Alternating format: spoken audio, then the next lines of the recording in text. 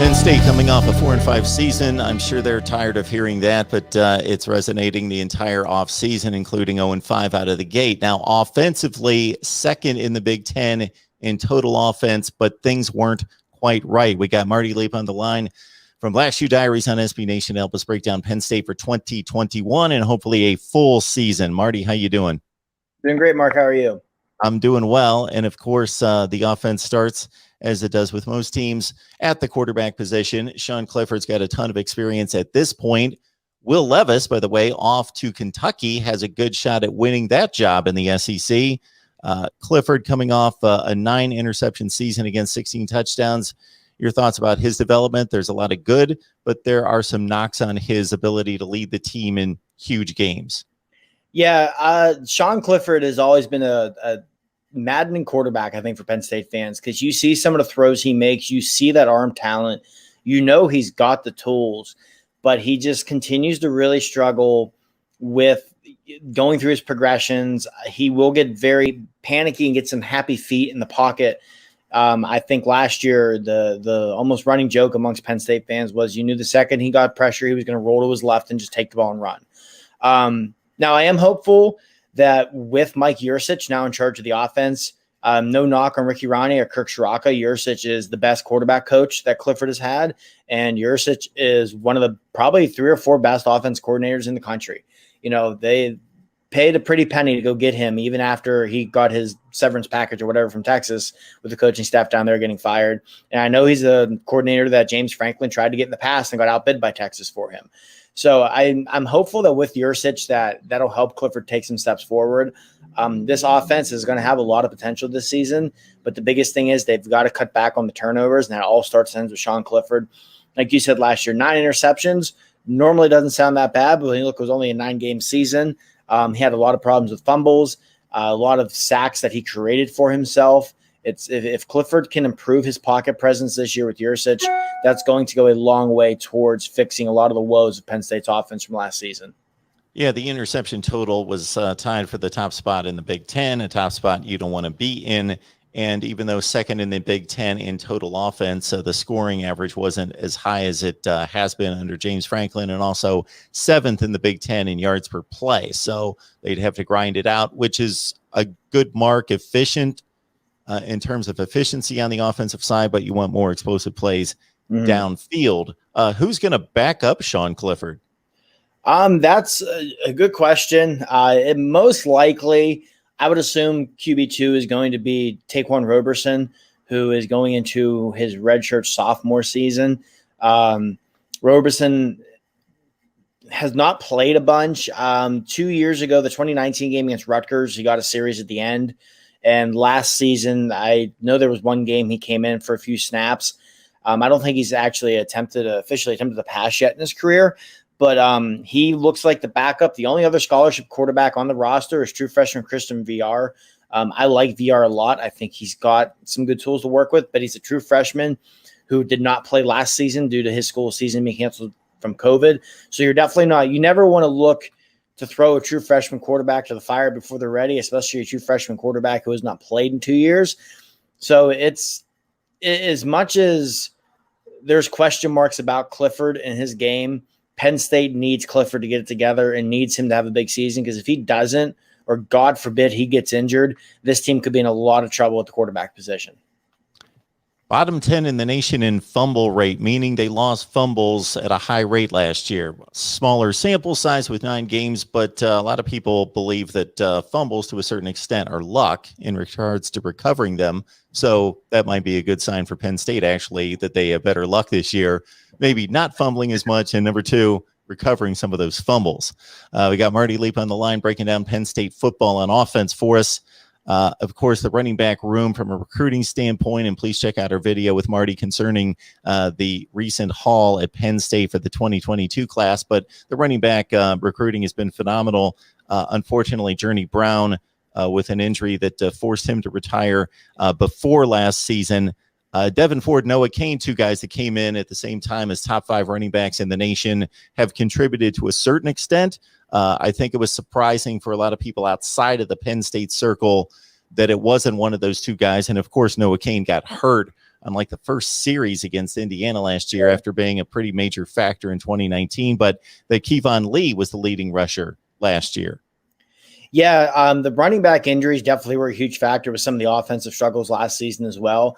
Like you said, fumbles and failing to convert in the red zone were probably the two biggest problems the offense had. And, you have to think if you have an experienced back in there like Journey Brown, or even if Noah Cain doesn't get hurt, it was literally like the third play of the game that he got hurt. It's the entire season. You look at that Indiana game, for example, and not to keep piling on Devin Ford for this, because I'm sure he's heard about it to no extent in the last year, but that play late in that game, when Indiana was trying to let Devin Ford score and he didn't realize it till it was too late and couldn't stop his momentum and fell into the end zone. A Noah Cain there probably gets the first down, goes down. Penn State kneels it twice. The game's over. They win, and they win that Indiana game. The season may have gone in a totally different direction than it did. But with Kevon Lee, yeah, he was a guy who came in as a part of a two-back class again last year with he and Keziah Holmes, two four-star guys out of Florida. And I don't think anyone expected Lee to make the impact he did as a freshman, especially because his senior of high school, he was unable to play. He had to transfer schools because there was something weird with the school he was at. His credits were not going to transfer to make him NCAA eligible or something strange like that. And in the state of Florida, if you transfer schools past a certain date on the calendar year, you're not eligible for sports that season. So he had to sit out his senior year, and you never would have known it. He looked awesome as a true freshman. So I think the running back room this year could still be one of the better ones in the Big Ten, assuming they're healthy.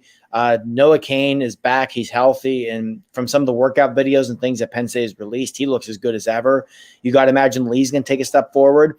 And even Keziah Holmes, the other freshman who came in with Lee, he flashed at times last year while he was a highly rated back. He's got a little bit more burst and some wiggle than other guys on this roster have. So I think you could definitely see Holmes kind of get some packages, get him the ball out in space, maybe put him in the slot a little bit, make an impact on the return game.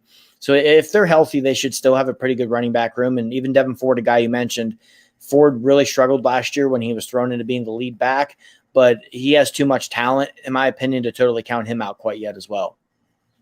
So I'm looking at these rushing averages. I don't want to play too much into this, but the same thing really happened at Clemson this past season, where Travis Etienne had one of the best rushing averages in the history of college football, 8 yards per carry. He drops to 5.4. Lynn J. Dixon is backups at like 6.5. He drops by 2 yards per carry. You point to the offensive line because you're like, okay, the running backs didn't get worse. And typically, if you look across good teams, and even though Penn State finished 4-5, the talent is obviously there, top 15 to 20 talent at least in the country, and running backs averaging 4 to 4.5 yards per carry. In college football, your lead backs usually more in the 5.5 to 6 range. So issues, run blocking, 3 starters come back, your top offensive recruits coming in as well, and Landon Tangwell. Your thoughts about offensive line?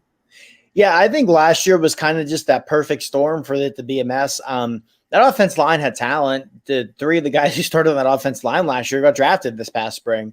And the other 2, you have Rasheed Walker, who is garnering some preseason All-American type hype, and Caden Wallace, who was a borderline freshman All-American last year. So it wasn't a lack of talent. I think, you didn't have a normal offseason to put in your new offense. You had new offensive line coach in Phil Troutwine, who is widely regarded as one of the bright young star among offensive line coaches. And it got to the point where with the passing game struggling, and I think a lot of that can go back, a combination of Clifford struggles with the type of offense that Kirk Schrocker ran, teams were just loading up the box because they knew Penn State wasn't going to beat them throwing the ball. So I think this season, you look at the offensive line, like I said, Walker and Wallace are back to be your tackles. That's probably the best tackle combination Penn State's had in at least 6 or 7 years. And in that interior, the line should be solid. You have Mike Miranda, who has starting experience, most likely your center. And in the guard spots, you're going to have Juice Scruggs, who this staff is extremely high on. Missed the season 2 years ago because he was in a car accident and had a severe back injury.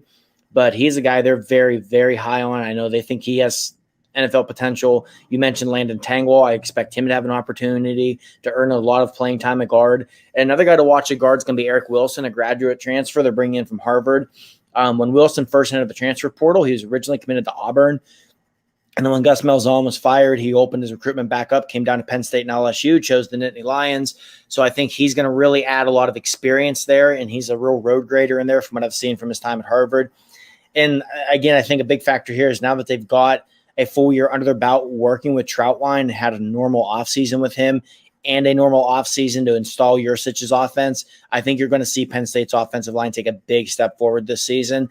And that obviously can only mean good things for the offense, both in the running game and in the passing game. Because just to circle back to Clifford a little bit, when he's had time in a clean pocket in his career, he's looked really good. And now again, most quarterbacks will in that situation, but it just shows the importance of having that good pass blocking. And I think Penn State's offensive line will take a big step forward this year.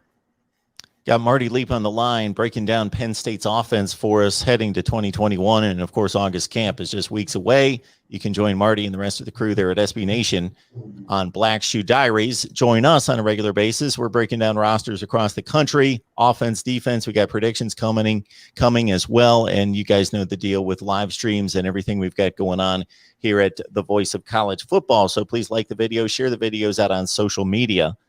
All right, we go to explosive plays. Jahan Dotson would be the poster child in blue and white for that last year. Led the Big Ten in yardage at receiver, 52 catches in a 9-game season. So you project that out. He's catching 75, 80 balls in a full season, 8 touchdowns. Parker Washington made a splash, 36 and 6 touchdowns. Yeah, I think Penn State's receiver room definitely has a chance to take a big step forward this year too. Taylor Stubberfield in his second year as wide receiver coach. So far, that's looked like an absolute home run of a hire for Penn State. I know a lot of people in the program and fans alike were very surprised Dotson chose to come back for a senior season over going pro. That'll be a big boost for them. Like you said, he was a guy last year when they had explosive plays. Typically, it was Dotson. You get him the ball in space, you let him make guys miss. And he's a very fluid route runner, just great athlete.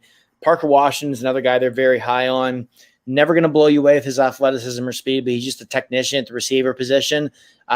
He's a guy actually a lot of people compared to Stubblefield during his playing time at Purdue when Stubblefield, when he graduated, held the Big Ten record for most career receptions. Just he's never going to blow you away, like I said, but he's going to run crisp routes. He's going to get open. He's going to catch the ball. And another guy to watch at receiver this year is going to be true sophomore Keandre Lambert-Smith. He came in the same recruiting class as Washington. And even though Washington made the impact right away as a true freshman, I think Lambert-Smith's probably the guy with the higher ceiling. Another guy who's extremely explosive on the outside. Another one that was a big recruiting win for the Nittany Lions. I know Clemson went hard after Lambert-Smith, and a lot of people thought he was going to wind up being with Clemson. And to Penn State's credit, when he took his official visit, they blew him away and won that recruitment. I think you could really see Lambert-Smith start to take a step forward this year and provide some explosiveness to that receiving group. And I think one other thing to watch in the receiving game this year is going to be the tight ends. They have a really good group of tight ends with Brenton Strange and Theo Johnson. Johnson is my personal pick for a breakout player this year for the Nittany Lions when we've been doing that on Black Shoe Diaries. Actually, people in the program have said they believe Theo Johnson is the best tight end they have had since James Franklin got here. And when you consider that would mean they think he's better than Mike Gesicki and Pat Freiermuth, that is saying a lot. So I think Johnson and Strange will be a really good tight end duo as well. And I wouldn't be shocked to see them run a lot of 12 personnel in the red zone with both Strange and Johnson on the field to try and help fix a lot of those red zone woes of last year. Freiermuth, obviously off to the NFL, caught 23 passes, a bit nicked up last year. So that could be a blessing in disguise in regards to a lot of these guys, Strange in particular, getting playing time at the tight end spot. Anything else on the offense, Marty, that we've missed? Your projection on just you've given us a tremendous look, but in regards to, you seem to be optimistic that the pieces are in place to see a jump forward.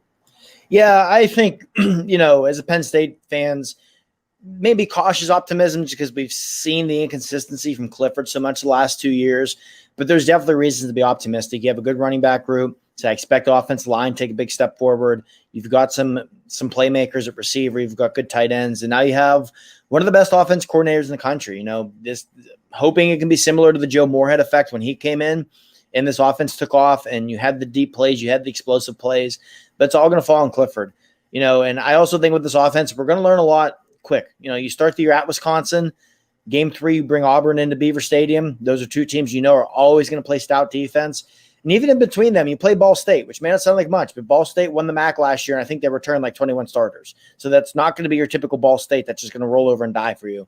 So I think this offense, I'm cautiously optimistic we see a big improvement from it. And I also think we're going to learn a lot in the first 3 games. Great breakdown, Marty. You can join Marty and the rest of the team there at Black Shoe Diaries on SB Nation, talking Penn State football on a regular basis and the entire sports program as well. Marty, we appreciate you stopping by. Absolutely, Mark. Always enjoy it.